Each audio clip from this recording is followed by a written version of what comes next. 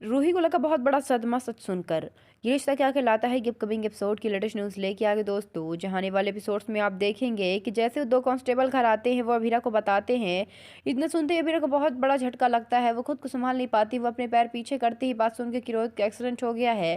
तभी माधव आगे आता है और वो जब उसे पता चलता है तो वो वहीं पर गिर जाता है, वो खुद को संभाल नहीं पाता, उसे बहुत बड़ा सदमा लगता है जान के कि उसके बेटे का एक्सीडेंट हो गया है और वो कहीं मिल नहीं रहा।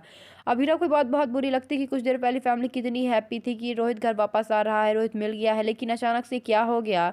अभीरा बाहर जाती हुई देखती कि अरमान कितना खुशी है, वो अपने भाई के आने के लिए कितना ज़्यादा एक्साइटमेंट है, वो घर पे लाइट लगा रहा है, वो सजा रहा है सब कुछ। और घर वाले भी कितनी तैयारी कर रहे हैं रोहित के आने की, लेकिन किसी को भी अंदाजा नहीं कि कितनी बड़ी अनहोनी घट चुकी है।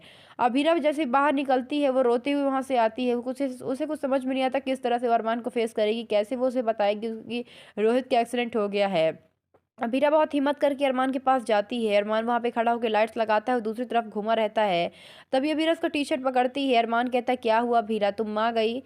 अब क्या हुआ अभीरा, फिर से तुम्हें किसी ने कुछ कहा? जैसे वो पीछे घूमता है कुछ बहुत देर तक, जब अभीरा नहीं बोलती है तो अरमान कहता है, क्या हुआ, तुम कुछ बोल क्यों नहीं रही? अभीरा जैसे जैसे ही अरमान पीछे घूमता देखता है कि अभीरा रो रही है, ये देख के उसे लगता है कि शायद उसके डांटने की वजह से उसे बुरा लग गया हो।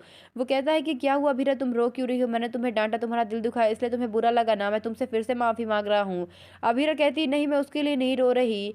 ये सुन के अरमान कहता है, तो फिर घर में किसी ने तुमसे कुछ कहा? मैं भी जाके सबक सिखाता हूँ। अभीरा उसका हाथ पकड़ती और कहती, नहीं मुझे किसी ने कुछ नहीं कहा। तो अरमान कहता, क्या हुआ अभीरा, तो फिर तुम इस तरह से रो क्यों रही हो? वो अभीरा का सर पकड़ता है और उसे समझाता और कहता है, तुम परेशान